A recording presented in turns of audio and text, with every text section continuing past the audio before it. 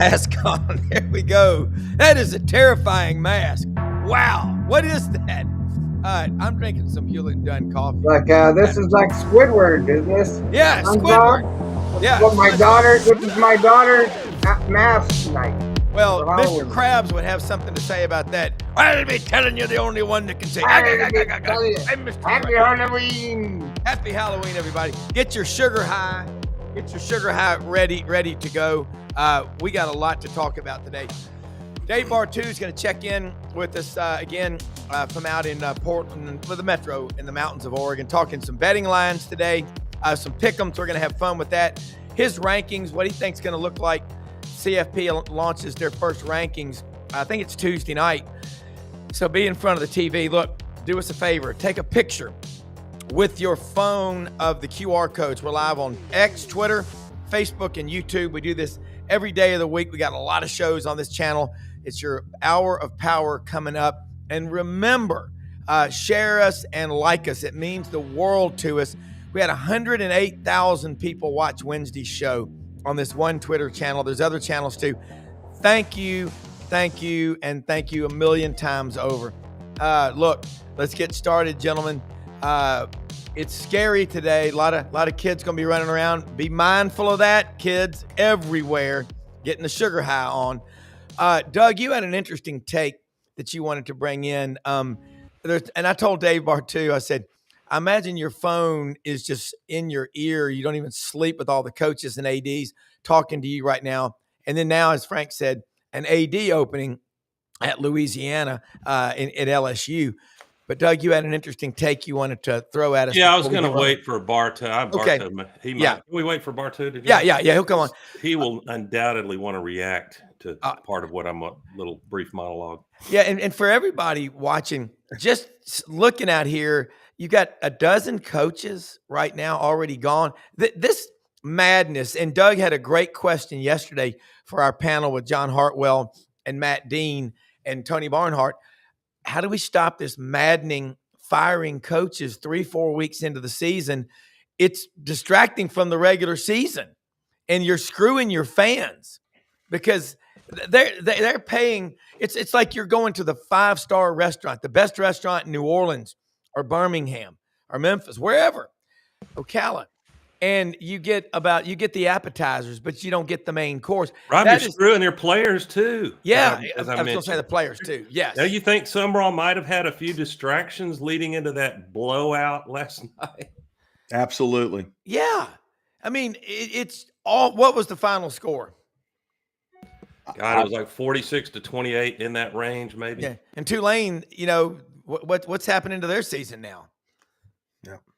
I mean, I'm with y'all. I think we these distractions are they're like a fire that's just gone unchecked, out of control. Well, I don't think it's any coincidence that the governor of the state that has probably two of the shocks between Tulane getting waxed when they thought they were going into the playoff, and our mess. I mean, since the last time I was on with y'all from the hunting cabin, we've had a few things happen at LSU. Holy mackerel. Just a few, Frank. And I was there this weekend, and I was there front and center. And you guys know I was texting y'all all weekend. Yeah. When a jabroni like me knows everything that's about to happen, and I'm calling it like it's Babe Ruth pointing over center field, there's no control. I mean, stuff's leaking left and right. But the last couple of days, for the governor of the state to get on and basically demasculate your AD for 25 million clicks across the country, and we're only 20 years removed from Adam Sandler's portrayal of Bobby Boucher. Yeah. And now it's like, we can't get rid of that stereotype. It's crazy what's happened in the last week. And look, it's so crazy right now. Brian Kelly's not even thought about. His corpse isn't even cold yet. And we're off to an AD resigning last night. We've got a president. I mean, we're waiting for purple smoke to come billowing in over the Memorial Tower to say that the Board of Supervisors, which serve at the pleasure of the governor of the state, and then they decide who the president is. And the reason we don't have a president, it was with politics. He got run off. right? Yeah. And look, there was no secret around here that Landry and Scott Woodward were not aligned, Yeah. and neither was President Tate.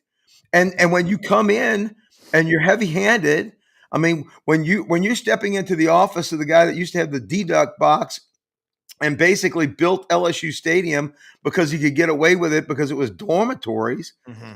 This is not a shock. This is central casting. But the Yeah. problem is we've now howitzered our foot in a coaching search. Because who in the hell wants to come do this? And before you get a coach, you got to get now an AD. And this is an AD that brought 4 national champions to LSU in the last 6 or 7 years. Yeah. And he wasn't even the one that gave Fisher the bad contract. That's right. That is him. Yeah. It was Bjork that came in and gave him the ridiculous buyout noose around the neck. Yeah. So this is a comedy of cluster of errors. It's a comedy of shooting yourself in the foot, and I mean, just you're going to get the fallout. Duffy, I feel for you because I think LSU made a bold move. I mean, it was the right move letting Kelly go, especially under the circumstances. I'm not going to take your listeners through the tabloid of how you may or may not have negotiated a $50 million buyout south of and way south of that. People can read the tea leaves. It's undefeated. Because I got a lot of love for my man Duff and LSU Nation. I really do. I think there's still absolutely a pathway to get this, the end result to be what you want. Now it may translate into, I think it frankly will translate into Lane Kiffin, who is the hot commodity, whether he should be or not. You know how that goes. Yeah. But Kiffin, you make me bet, I think he's in Oxford next year. Well, the interesting thing is the time frame that we've got, Doug, because we've now got to get a president in. Yep. And I think my boy Roos from McNeese is the guy. I'm pretty sure. Oh, look, for AD, you mean? Yeah. No, for president. So yeah, Wade Roos is the president of McNeese, which is over in Lake Charles. And he is going to be more than likely the one of the 6 that they're going to tab for president. The problem is if you're going to get a good AD, you can't take the AD's ability away from hiring the most prominent thing that he's going to do in his life at LSU is hire the LSU football coach. You have to at least create the illusion that he's making the hire. That's right. And so if you hire the AD before, the coach before the AD comes in, well, now you've demasculated the president before he's even started. You've demasculated any a coach that might want to come in. He's not going to want to step into this. And then the AD is going to say, wait a minute, this was my biggest job. I'm not going to get another crack at this, hopefully, for 10 years, unless we have another Kelly flame out at year 3.5. So it is a mess, and you've got recruiting coming up. This would not be as bad if we could have February recruiting. We've got early December. We're going to literally in a month, and that's the problem. The great, what's his name? Will Leach, the Athletic. Put a quote. This is great writing. Rob always talks about great writing. We had Tony Barnhart and so many good writers on the show. And I quote, "Losing makes us all unhinged. There is no more primal emotion than the fear of losing something you believe to be yours, that you considered rightly or wrongly your birthright. This season has felt like a revolution in college football. But when there is a revolution, a real revolution, someone's head is going to end up on a spike in the town square at some point. Nobody is ever calm during a revolution. Everyone's getting lit on fire." Well, and to your point, Doug, let me give you a little bit behind the Bastille. When all of this started to unravel on Sunday, Kelly went in and basically said, "Okay, I'm getting rid of my offensive coordinators, my co-ones, though only one was making calls, Joe Sloan. I'm going to get rid of a couple of other people. I'm going to make this right." And here's the thing. He could have gotten away with it if he was more likable. From what I'm hearing from inside is he came in heavy-handed and told Scott Woodward, this is what we're going to do, and you don't have a say. And Scott Woodward, to his credit, which why I'm upset that I'm losing an AD that's got the stones to do this, he said on the other side, said, carpetbagger, grab your shit and leave. And that's what wound up happening. He fired Kelly when Kelly was trying to throw other people under the bus. And I applaud him for that. If you were sitting in Tiger Stadium like I was on the 43-yard line, 25 rows up, you could hear the money going into the hat in the suites above me. I mean, it wasn't going to stand. It was an embarrassment. Well, it doesn't happen as fast as you want it to. I mean, I remember when Auburn lost October 13th of 2018 to Tennessee. I was talking to a friend of mine. He goes, in my box alone, this is blow your mind, $2 million was pledged in the fourth quarter. And I was like, my God. But the thing that gets me about 25 LSU, times that is what I heard. We had all 53 million by the time that the game was over. By the time that the cult was whooping and hollering in Tiger Stadium, the 53 million was already raised. Yeah. Thankfully, we had a couple of aces up our sleeve, allegedly, and that got bought down. I'm going to tell you something interesting. I heard from Ole Miss. Yancey Porter told me this. In the last week, 2 individuals gave a check, one for 20 and one for 10 million to the Grove Collective. And I keep tabs on that Grove Collective, guys. When Auburn and Kiffin were messing with each other in 22, it had 11,000 members. It is ginormous. It's a populist movement. And Doug, you think about that's 30 million from those 2 people. Let me just remind you, go back and look at the tobacco settlement with Dickie Scruggs as the lead attorney and the other 14 attorneys. Dickie Scruggs, Ole Miss guy, $700 million was his take. If you don't think there's money at Ole Miss, you're out of your damn mind. There's money. Here's the deal. There's money at every school. Florida's got so much money. It's insane. They're going to get a great coach at Florida. LSU's going to get one. But I want to tell you what, Doug, I want to ask your thoughts about Auburn. What do you think if Auburn wins? Y'all better hurry up. I know that. Y'all better hurry up. The line's forming. I want the writers' talk. Well, yeah. Well, first of all, thank you for asking. First of all, I got a lot of love for our producer, Brenda. You better love your producer. He can hurt you on the show. Amazing. God love him. So I think the most glaringly obvious beneficiary of the chaos in Baton Rouge and I guess New Orleans is the Florida Gators, because, you know, if it was true, and this is a good debate, and there's an argument on both sides, which is the better job, Florida as we sit, not 20 years ago, Florida or LSU. I can make a case for both. I absolutely can. You've won natties at both. Yep. But, you know, let's suppose Lane Kiffin does get in a wandering mood soon.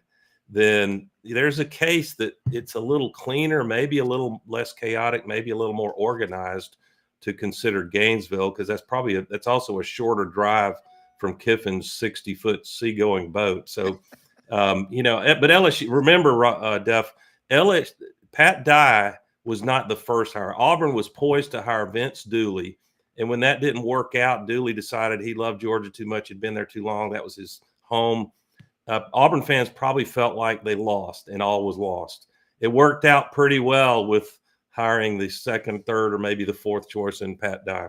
Well, Doug, when it comes to Lane Kiffin, I think we're at a disadvantage. I go back to Ginger and Marianne. Lane likes those blondes. That's Florida. We got brown-eyed Cajun brown-haired girls. I think we're at a distinct disadvantage. Let me tell you what, Dave Bartoo up and at 'em early in the morning in Forest Grove, Oregon. Probably elk hunting, I bet. Yeah, I had lunch with I just want to apologize to Dave. I was like pinching some virtual wires to get everything back to work there. Apologize there, leaving you in the green room. Thank you. It's okay. I'm just barely waking up. There's a lot going on at the farm this morning. Well, you got another AD to work on. Yeah, Dave, it's been a minute. I didn't even hear that. I'm sitting here and I'm like, is this what it's like to like be in the dark about something and show up an hour late to the party? Where was it gone? Yeah.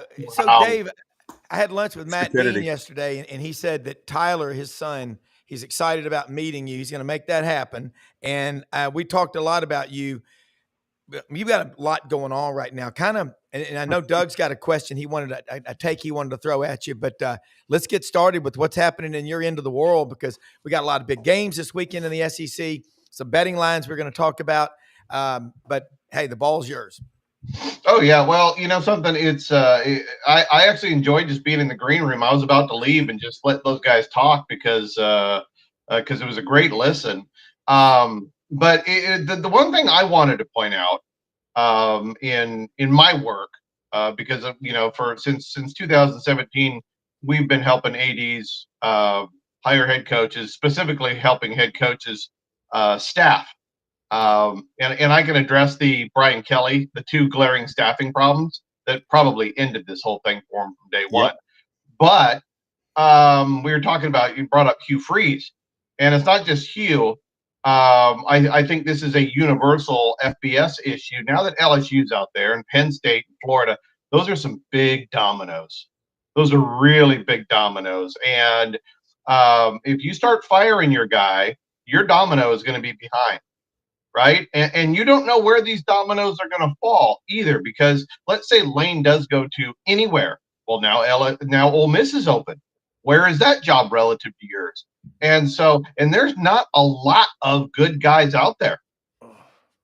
You know, on paper, there's not a lot of good guys for all. I mean, we've had 11 firings already. 11. You know, and so you're basically looking at 22 replacements, right? You know, there's not a lot of elite offensive coordinators. There's not a lot of elite defensive coordinators with buzz. And so I think there's going to be several guys that are on a hot seat that seat isn't quite as hot internally, simply because nobody feels there's somebody better out there to replace them right now. Can't afford to move. Yeah. It's a revolution, Dave. This is not a few surprises. This is a freaking revolution. I bet challenges some of your data, doesn't it? I don't know if it challenges the data in so much, because I had an athletic director ask me the question the other day, and he was like, so and I think I don't know how many guys have been fired so far, but he was like, inside the data, what's a common thread in the data that everybody could have seen on these guys before it happened? And so I pulled up all the numbers, and you know, our database for performance for every coach in the country goes back to 2010, including unit coaches. I mean, everything you could think of, and I couldn't find one. There wasn't like, oh my gosh, these guys all suck at close games, or oh my gosh, these guys are all crappy when they're playing a team with less talent. There was no statistical number that was in there. And so I went back to what we do. Let's take a look at the staffs, and you will find almost all of 10 out of the 11 guys made at least one major coordinator staffing error that on paper was avoidable. Basically saying he hired a crappy coach and it cost him a year or two. And in a year or two in this industry, that costs you your job. Yeah. So House and Sloan for us. Spot on. No, it was House. It started with House. House was horrible. It started with House. See, this is why. Okay, this is for everybody listening during the silly season. Do this every year. There's two key things I need you to do in your head, folks, that you're listening right now. Okay, close your eyes and just go. Number one, 99% of everything I see or hear on social media is a lie. It's crap thrown on walls. It's a dart throw. I have never been in a head coach search or a staffing search, and I've been in hundreds of them. I have never had one thing leak. Not one damn thing. Mm-hmm. So everything that's out there is 99% BS, 1% boosters and agents trying to get their guy out there. That's My source has told me. Yeah. The sources are bull crap, 100%. And now I just totally lost my train of thought on that. Talking about House. Yeah, House. Back to House. Okay, so is identifying these things. It's don't grade the head coach hire until he has his staff. Okay, because on paper, okay, from my point of view, Brian Kelly was the best available head coach that cycle on paper, unequivocally. That was a good, rock solid hire. He'd done it at Cincinnati. He'd done it at Notre Dame. Recruiting was solid. But the question the concern we always had was his staffing. And it always took a year or two for him to get it right. But eventually he did. When he went to LSU and decided to keep Matt House, that went from an A grade to a C, just like that. Wow. Because Matt House was a 2.5-star defensive coordinator with a low ceiling and a low floor. And the entire defensive staff was graded the second worst defensive staff in the SEC before Brian Kelly coached a game. Yeah. Right? So now you're behind that year, and then you fire everybody, which was what he should have done in the first place. And then you bring in Baker and a bunch of other guys, which were good upgrades, but now they're a year behind. So now you're 2 years behind. So finally you got the defensive side of it right. Top 10 defense, national championship, almost level defense through the week before last, before A&M.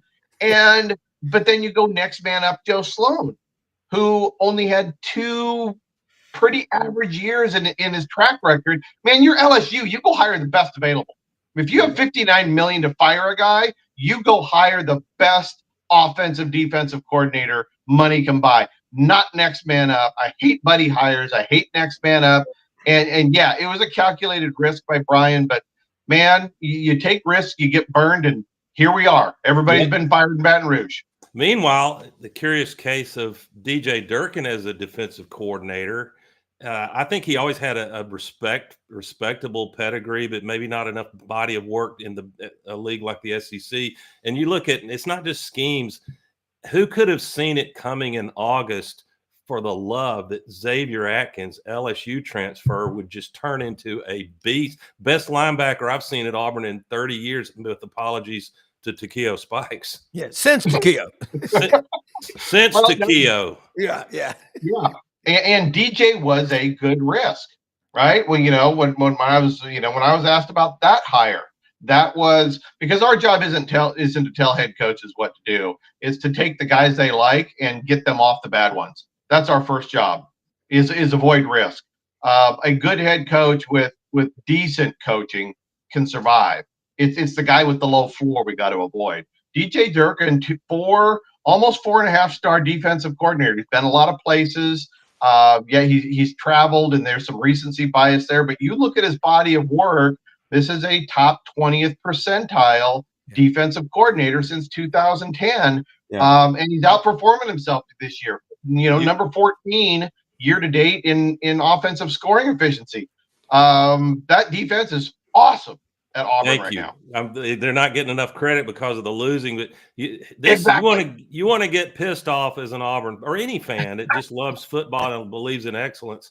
There are only 4 teams, Dave, that defenses have kept their opponents under 24 points, and they are Ohio State, Miami. Somebody's going to have to help me with a third, and Auburn is in the 4. Auburn, Indiana. Thank you. Yeah, and so those are 3 teams that are going to almost certainly be playoff teams and possibly make a deep run. And you got to be my kingdom for an offense that can put up 25 a game. Yeah. I want to ask you, Doug, you had a take that you wanted to ask Dave on. I remember. Well, it's really, if you want to save me a minute and a half at the end, Dave is on fire. So let's keep him rolling. Okay. And let me give this quick monologue that'll be funny toward the end. Okay. So, and let me ask you this, Dave. We got a lot of games this weekend in the SEC. No Bama, but Arkansas, Mississippi State, Auburn and Kentucky, Florida, Georgia, world's largest outdoor cocktail party. Why do they tell people not to call it that? That's what it is, and we call it what it is. And then we've got LSU is like Department of War, Rob, not Department of Defense. That's right. Now, Ole Miss goes to South Carolina. I mean, South Carolina goes to Ole Miss this weekend. Tennessee is going to host Oklahoma, and then you've got Vanderbilt going to Texas. I want to start with Vandy at Texas, Dave Bartoo. The Doors Mania, it's crazy. They've got the oldest team in the league. What do you think happens down in Austin? They usually get up, as Ken Capps always says, a couple of times a year. In the SEC, you got to get up every game. Yeah, well, something. Let's look at the historical numbers. Up until the last couple of years, I could never do analysis like this. And now that I've taught AI how to parse through the last 10 years of betting data in college football, I can actually give everybody real numbers on this. So the horns, just by the numbers, okay, this is historical. So you can't argue with me on this. Go to hell. The game opened at DraftKings -3.5. Okay. And historically, in this window, so the last 4 weeks of the season, so week 6, 7, 8, 9, when I say historically, not the whole season, because college football and NFL go up and down. Last 4 weeks historically, -3.5 open, that straight up covers 60% of the time. Straight up covers it. 20 let's see here, what is that? 35 events. So we are automatically leaning Texas to win and cover that thing on the open. But the line dropped. It dropped 1 point. It's down to -2.5. And historically, again, you have a line movement that dropped a full point. Now at -2.5, if it closes at 2.5, we're talking a coin flip. It's only a 52.7% cover rate. So the line makers come in at 3.5. The line shakers have dropped it down to 2.5. If you bet this on the spread, you know something I don't know. Go Doors. But because right now it is a coin flip game historically from that standpoint. So Dave, you talked a lot in the preseason about Arch Manning is going to fail a lot this year because he just didn't have the starts behind him. And so their offensive line has struggled all year. Vanderbilt's been dominant. Why does everybody think Vanderbilt's going to go out there and quit doing what they've been doing all season long and Texas suddenly be something that they haven't been all year? That's the story to me. Well, that's amazing because, Texas is in a 3-year regression on offensive scoring efficiency. And Pete Kwiatkowski is the glue that's holding that whole thing together. If Texas has Matt House, Steve Sarkisian is counting his money with Brian Kelly. No, and I'm dead serious about that. Pete Kwiatkowski, you want to talk about underrated, underappreciated? That's one of the top 3 defensive coordinators in the country. Yeah. And if it wasn't for him, Texas has a top 5 scoring efficiency defense again. Yeah. The offense isn't even top 25. This thing's being held together by defense, just like Oklahoma. No doubt.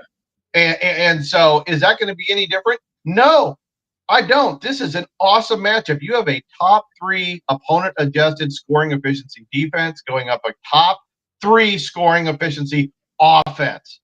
That's what we should be talking about. This is a massive, massive collision of quality units. So that tells me the game is going to be decided by the Vanderbilt defense and the Texas offense. That's where the ugly is in this football game. But somebody blowing the other one out by the numbers, by the performance year to date, I don't see it. I think it's going to be an absolute white knuckler, and I am here for it.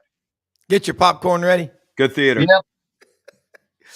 Frank, look at another one, Florida, Georgia. What do you like? And we get everybody's take on that. I don't like anything about that. Why would you bet that? Seriously.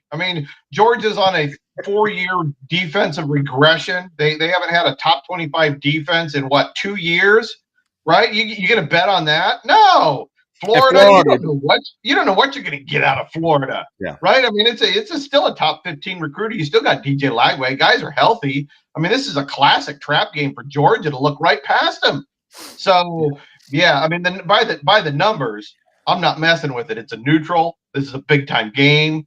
But I think we can see anything from this game because both teams, not just Florida, both teams have holes that specifically Georgia didn't have 2, 3, 4 years ago. Dave, Keep your money in your pocket on this one.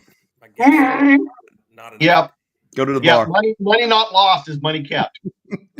Sorry, I'm on y'all. Dave, may not be enough data to call it significant, statistically significant, but I am curious. When you have an interim coach take over, is there a relaxing effect? The team has nothing to lose; they can go for broke and play. Is that have you ever looked at that and trying to get a read on these games? No, but man, that's exciting thought right there, right? And the reason I don't think I'd ever thought about it, and you probably never thought about it before, is because we didn't have this batshit crazy stuff in October. Is why, For sure. right? Lost their minds.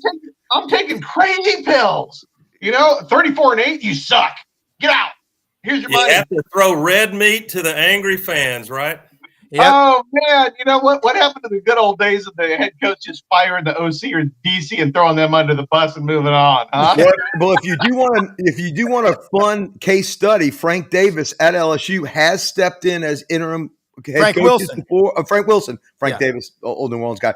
Frank Wilson has stepped in and done interim coaching, so that would be a cool, quick look to see what his past is, to see what we might see in the next 4 games.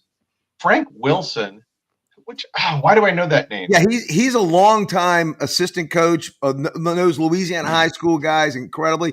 Probably one of our best recruiters, running backs coach. I think he was one of the first ones that brought in. It was right after Kevin Falk from Caring Crow, but he was on. He was on the staff from 2000 on up. But he's our interim coach right now, and he's already opened up practice in the facility to the former players, which Brian Kelly shut totally out. He shut everything about LSU tradition out. Honestly, Kelly did. Ooh. Yeah, and the immediate things that Frank Wilson has done has kind of rejuvenated a little bit, at least on the team and the former players.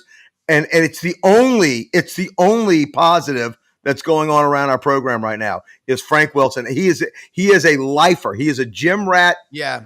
Football coach. Okay. Shaky coming in to rescue the defense a year ago. And the best recruiter we've ever had.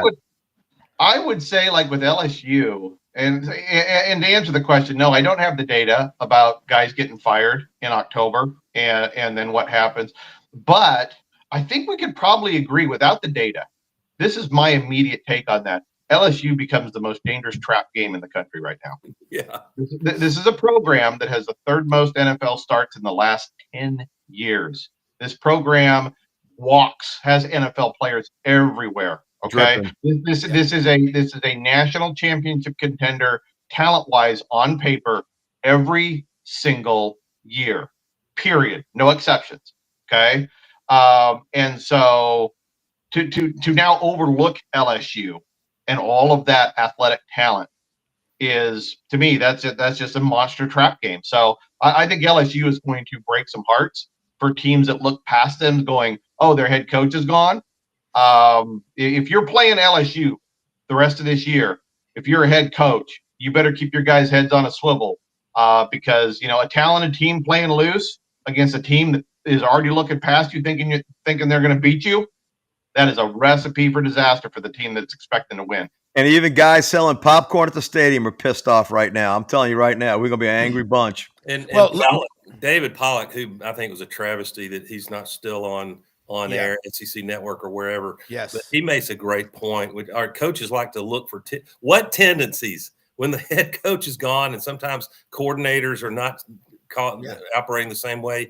There's not any tendencies to look for, so it's very dangerous. I'll tell you one thing: we will be running the ball more, whether we can do it effectively or not. I can tell you that will happen. And I heard Frank Wilson's comments. Really, really sharp guy, and he was at Ole Miss with Coach O.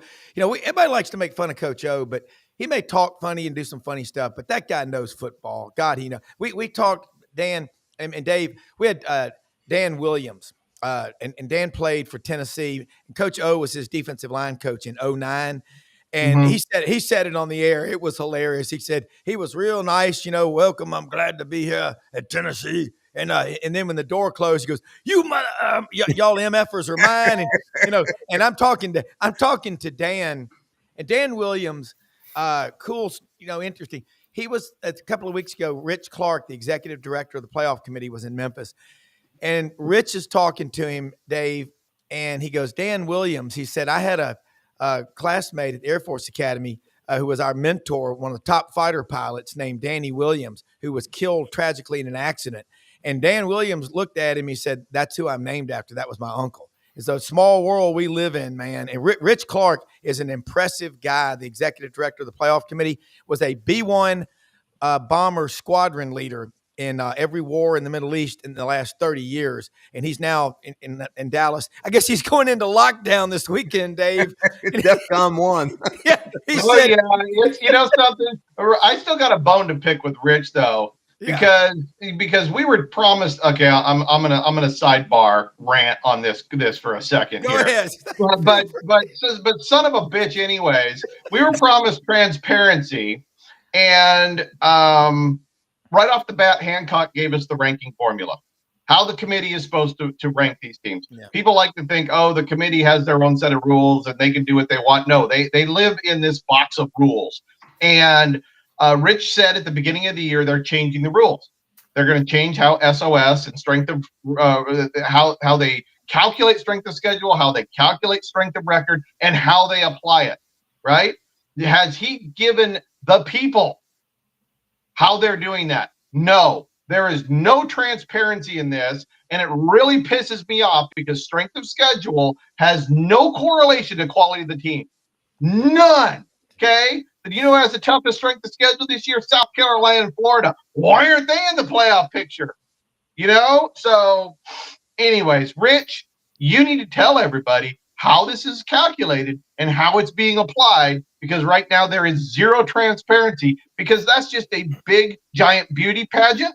And it drives me nuts that the fans can't see or at least predict how it's going to be used and applied. Why not stream the meetings? Yeah. Why not stream them? Let everybody see. First, can we stream the Birmingham command center? Yeah. Well, like the ACC replay booth. Yeah. Show everybody talking about it, right? Yeah. They don't want to know how the sausage is made, man. Ranking 25 teams in a couple hours over a medium rare steak and a glass of wine. Nobody wants to see that. Dave, it's not a subtle point Dave is making at all. Yeah. The next time we get Rich Clark on, Dave, you're coming on with us. And it's going to be Rich. Man, there we go. I like Rich, and I think if you ask him the question, he'll have an answer for you. I mean, but I think he said he watches about 15 games every Saturday. He said, when I go to a game, that pulls me away from watching games. He said, I'm much more effective. And his wife gives him a hard time because, look, honey, I'm working. I mean, I'm working on the couch. But I do think transparency in the replay booth would be huge. Even seeing the cigar smoke from the back room. Sure. Because as the season goes on, if a team is in the hunt for the playoff and they're playing a team that's going nowhere on the road to nowhere fast, they're not going to win the game. I mean, Doug, everybody here agree. We all know that's what happens. And if it's your team that's hot, you're going to be the beneficiary of those favorable calls. I want to know if I got voted 13th because he's on his fourth bottle of Chateaubriand. It's ridiculous, and we invoked the review, the Birmingham Command Center. Shame on you, Sankey. If the ACC can let us hear what BS is going on in there. And by the way, article published this week about a poll. What were the 10 worst officiating calls? And I hate to sound like a whiny Auburn fan, but I'll do it anyway.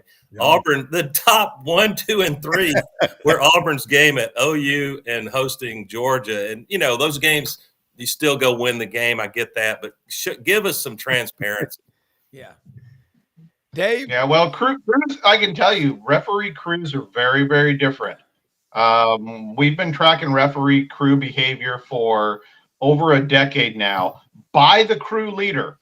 I can tell you every game Williamson's ever reffed, and I can tell you how the judgment flags are thrown. Okay, because there's non-judgment, your false starts, your offsides, the stuff that we can all call from our seat, but we focus on the judgment calls and their behavior and how they keep the games close. There's a referee crew in the Big Ten that has been officiating for 9 years with the same lead official. 68% of their games, the underdog covers. Ooh. And let's face it, all in the back of our minds, we're all thinking about the Tulane point shaving, the Boston College point shaving, now the NBA stuff. It's all in the back of our minds. The more transparency, the less thought that there is. And this is a $1 trillion freaking industry if you throw in gambling. Yes. With this. And transparency is really needed. I made the point. We've all watched enough true crime movies to know that the FBI has technology and others. They do pattern recognition. Dave Bartoo's doing pattern recognition about college football and coaches and other things. But there comes a point. I get it. Most of us probably deserve to be beat down on a message board if we suggested there was corruption in officiating. But if you do pattern recognition on some of this bullshit, excuse my French, Rob, but then it reaches the point where there's so much horrific calling in a game, and Williamson in that Georgia game stopping play for reviews 5 or 6 times in the last minute and a half of the second quarter. Essentially, 5 or 6 free timeouts for Kirby. But there's so much incompetence is not enough, Dave, to explain what's going on. You have to start being open-minded about the possibility of corruption or influencing. Well, full disclosure is the key. Yeah, and this actually surprised a lot of people because like I said, we track judgment calls and we track officiating crew behavior. In 2024, the conference that had the biggest ratios of flags against the favorite was the SEC. There were more the ratio of flag judgment calls against the favorite versus the underdog was and the SEC was the only conference that had more flags against their favorites than against their underdogs. Believe it or not, right? But guess what correlates with that? Guess which conference had the most underdog covers last year? SEC. Right? Because understand, a judgment call on the defense, like if you're watching a game, if you're watching Vanderbilt, Texas this weekend, and Vanderbilt has defensive passing interference, Texas has defensive holding, a defensive judgment call is almost worth a field goal. Yeah. Almost worth a field goal. It's almost 3 points that you're putting on the board. It's the most damaging expected point drive changer out there is a defensive judgment call against them. So another theory, I'd love to see the data because like I say all the time, my dad taught me, rest his soul, Doug, just because you're paranoid does not mean they're not out to get you. You say that all the time. That's true. Yeah. But I'd like to see when there is a team, and we've in recent years, it's heavily Alabama and Georgia and a couple others that has the best prospect of making it with only maybe one loss or no losses some years. There's a lot of money involved in that. And so the memo goes out, consciously or not, to referees, protect this team. They're our best money hope. Yeah. Dave? That would, something. So the hypothesis, let me try to explain this, and I can actually do this research. So it's more of a late season hypothesis. So as it starts to develop into playoff potential, right? The funnel starts shaking down. Do those teams start getting a different ratio of calls in their favor as the season? Oh God, that's delicious. I really like that. I think some of it's randomness. There are some calls that are so clear cut the refs can't. It's got to be judgment calls. Yeah, they do. Right, and there's a subconscious element too. I mean, when I was younger, I worked my way up in college basketball officiating all the way up to D2. And, there would be times in games where you could almost sense the blowout. And it was like, and I know I wasn't supposed to do it, right? But you'd almost be like, well, I want a good game, so I'm going to let a little bit more go on the worst team, and I'm going to call it a little bit tighter on the better team. So maybe I can have a fun game when I'm not here on the court. Or it's such a blowout, you're thinking, man, that dinner is hot at home. I'd like to just That's umpires. Fat umpires in Major League Baseball. I'm convinced they do that. All right, let me say, Brad Bellamy, you are walking. Obviously, you look like you're at the monastery. I'm not sure where you are, but Brad Bellamy, Landers Ford on here. We got Dave Bartoo. To a nunnery. College football matrix. Yes, that's right. He's discerning the priesthood. But Alabama. You look. We've been talking with Dave Bartoo on a lot of really cool number stuff in college football. Dave, Brad is the general manager of Landers Ford, one of our sponsors we're blessed to have. And I know you love lines. You love picking games, Brad. Right. This guy right here, Brad Bellamy, Dave Bartoo, has a mind like a steel trap. and a supercomputer all in one. What are your hot games this weekend, Brad? Well, I mean, can you guys hear me okay? Yeah, we can hear you. I am as close to a monastery as it can be. I'm actually at my alma mater this weekend. So I probably look like Bama. I'm speaking at Harding. So I'm Faith and Business Symposium today in the business school. Cool. So Nice. so I'm on remote this morning, and glad to be with you guys. You know, it is the last weekend of the month, so really excited about what we have to offer at the dealership, and huge programs on F-150s. We closed out the month over 10 grand off, and then 3.9 for 72. In addition to that, we got all of our EVs priced at A plan, Rob. So we got the Power Promise program still going on, 0 for 72, great lease deals. And Brendan, we're still waiting for you to come out and get a Bronco. I mean, you got the hat on today for it. So your coach is gone. You know, it's time to celebrate. It's time to come out and see us at Landers. I know those expeditions are looking happen. so. I was in one of those expeditions last week at a soccer tournament, and I was like, man, that giant iPhone situation in the front. I was like, I need to be in one of these, maybe. They're big ones. Well, Brad, also whatever we got to do, Broncos. man. All right, we're gonna do this, Yeah. Bartoo. I'm dead, Bartoo. I'm gonna go see Bartoo in Oregon after I come down and and come to Landers, and I'll drive out to see Bartoo. That's my whole goal. And you promised me to come have my damn gumbo. We're waiting on you, Brendan Martin. We're waiting on you. I'm waiting for I want to invite to the RV in the pregame. You got it. But hey, go tell them this. I'm not going to Central High School this year. I'm not going to coaches. Why don't we get a couple of head coaches, and then maybe we can have a conversation? That's right. That's right. We'll do it. Brad, let me ask you this right now. I love the Broncos, the F-150s, the 250s, the King Ranches. You've got the Escapes. You've got the Explorer, the Ford Explorers. You got a lot to choose from on a massive lot out there. And I want to say, Dave, anybody watching, they'll deliver anywhere, but you can't find a better community corporate partner than Landers Ford. Their name is everywhere in the Mid-South. And Brad, not every dealership does that. Y'all are the exception, not the norm, Landers Ford. And we are really, really proud and honored to have y'all as a sponsor. Well, Rob, I appreciate that. And I'll tell you what, this week was a perfect example of that. So at the Germantown School District kickoff at the beginning of the year, Kent Ritchie, one of our owners, decided it was time to give the Teachers of the Year a little bit more than just a pat on the back and a $200 gift card. So we actually handed out $5,000 checks to the Teachers of the Year, both the elementary, middle, and high schools over in Germantown on Tuesday night. Got to honor a whole bunch of their students. And, you know, it's just really incredible, just the philanthropy of the group that I'm with, and how much we're involved in the different schools and just trying to give back to those. I mean, one of the teachers came up to him after the fact and said, I've never got a check this big.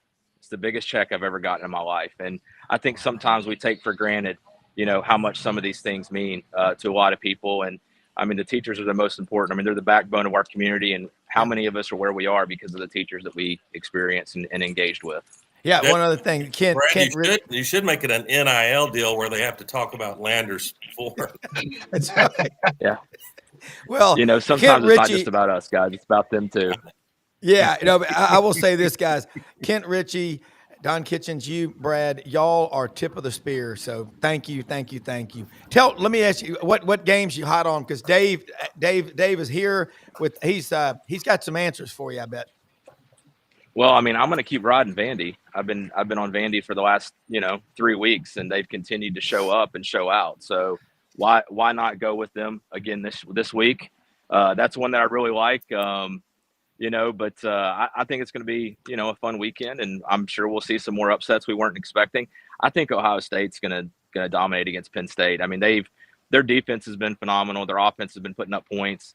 They have a little axe to grind against Penn State after last year. So, I think that's going to be a pretty significant game for them. And also, it's gonna be a fun weekend. So what are you guys hot on this weekend? Dave, I'm hot on. When it comes down to the SEC, by the numbers, okay, and I got everything pulled up right here. The first one that catches my eye is Auburn laying 10 at home. Home teams -10. They only cover that a third of the time historically in college football in the 4-week window, and that line's moved up to minus 10.5. Yeah, I mean Kentucky's offense. I mean it's been first to 20 for 10 years with Stoops, but Brad White's still one of the better defensive coordinators. I think this is a massive defensive matchup. The line's moved up to 10.5, so you get even better value right now with that. So I do like the numbers, like Kentucky covering that one. And this one might surprise people in terms of the total. Oklahoma and Tennessee actually opened at 55.5, moved up to 56. And historically, those are under opens and movement. So, right now we got Kentucky to cover and Oklahoma, Tennessee going under in their football game is a couple that I'm watching betting wise in the SEC this week. Brought to you by Landers Board. Love it. And my best, and guys, clearly my best bet is Governor Jeff Landry will be starring in Waterboys 2 if Adam Sandler ever comes down and does it. I think you're right. I think that's right. I think that's going to happen. That was the funniest. Farmer Fran. Hey, I was just if it doesn't say Landers, you paid too much. It would be even better. So I love that. I'm just putting on my. You done did pay too much. Bartoo, you're going to a cheap shot at my man Dave Bartoo. I'm going to pick Tulane to take down UTSA. Oh wait, that was last night. Hey, your boy John Sumrall. That was no more predictive than Nick Saban losing to La Mo in 2007, or Miami's coach losing to Louisville earlier this year. Sumrall's still a hot property, don't you agree, Dave? Oh, well, something. It actually, while you were talking, because we were talking about hypothesis, right? Like, what does a team do after their head coach gets fired in October? We don't have a sample size on that. One of the things I want to explore now is what happens if there's a hot name out there, distractions, and he's distracted. Yep, they were right distracted. because I love John Summerall on paper. I love him, right? And I think North Carolina. I was screaming that North Carolina didn't grab him last year. I'm screaming, but somebody I think is going to be a beneficiary of that. I think the writing on the wall with Tulane getting smoked by UTSA like that is simply John's going somewhere else, right? I mean, it's just that's not typical for him.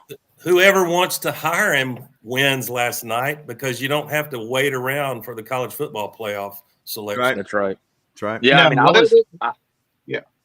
I was surprised. I didn't realize the UTSA stat line over the last few years about the fact that they haven't lost a home game in the AAC. I mean, I missed that. I wish I would have paid attention to that before the game last night. But and that other thing, the same scenario is going with SMU and Miami this weekend. A lot of people talking about, the head coach at SMU going somewhere else. That line has moved from 12.5 to 10.5 now. So it'll be interesting to see kind of how that game breaks down, because he's obviously got an opportunity to go somewhere else too.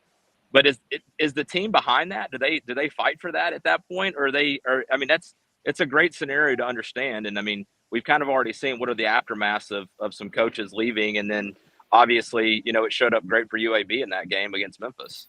Yeah. Frank, you're the great Nick Saban, the GOAT Saban, who's really become so much fun on game day. The football IQ of all football nation is going up since we get to see Saban do X's and O's on game day. But he tells a funny story about he's strolling across the campus in Tuscaloosa several years ago and encounters this young female student, and she's wearing blue jeans that probably retailed for $300 or $400, and they have tears in the knees and they're all beat up. They call that weathered, I guess, the weathered look. And Saban asked her, what's with the blue jeans? He said, and she said, oh, these are the thing now. They're hot. He said, what'd you pay for them? She told him $350. He said, when I was growing up poor in West Virginia, that's how my jeans look, because we couldn't afford new jeans. And Saban just says, how did we get here? And I ask you guys, how did we get here that Vanderbilt and Indiana are going to play for the national championship in January? Wow. Or Texas Tech, and pick your team, Yeah. I mean, it really is. We got just a couple of minutes left, and got the interest. Look, guys, look at the TV numbers right now. I mean, it's like people watching the 6 o'clock news to see the video of a 10-car pileup on the interstate. That's what's happening in college football. Yeah, I can't add any more to that. I'm shell shocked over here. And by the way, don't forget, tune in 15 minutes because I have a little bit to say about LSU football. We picked the right time to launch an LSU podcast this month. I'm just letting you know. We picked the right time. Clickbait and red stick. Right. Yeah, we actually did. And I'm going to tell y'all something. The energy, the interest, that Vandy, Texas game, who would have thought we're all going to be watching that, Dave Bartoo? Dave, these lights out gummies work. I slept last night. I got a pinched nerve on my right side. Been to the chiropractor 4 times. I said, you ought to be giving out gummies when you do these chiropractic sessions because these things work. You can actually sleep. It's amazing. Order them. Use the promo code Sidelines for 25% off.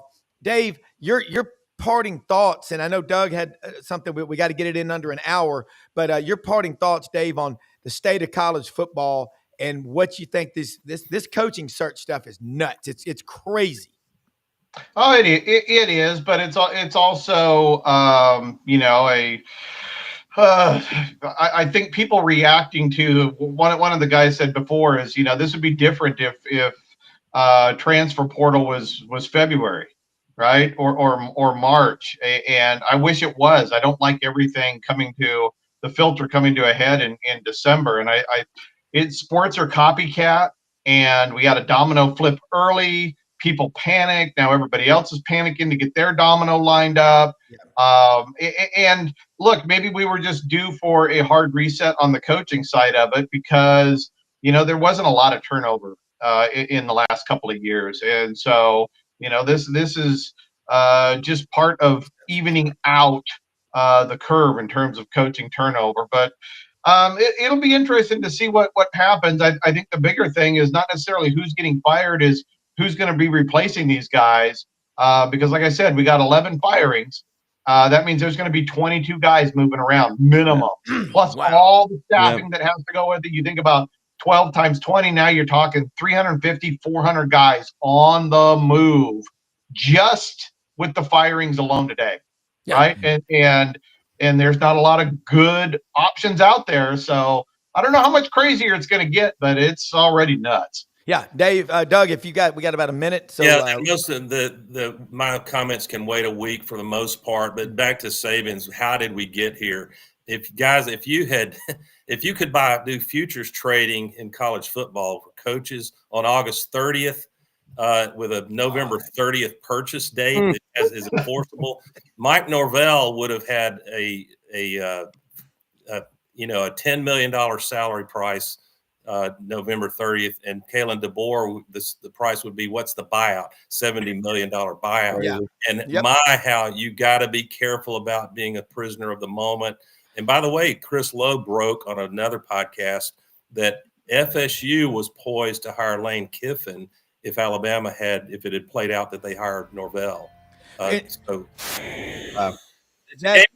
the field, but it's also a game of twists and turns in the coaching sweepstakes. And that's why it pains me to say this, but I think the billionaires that run the Auburn football program may be thinking, I'm not reporting anything direct from them here, I'm speculating.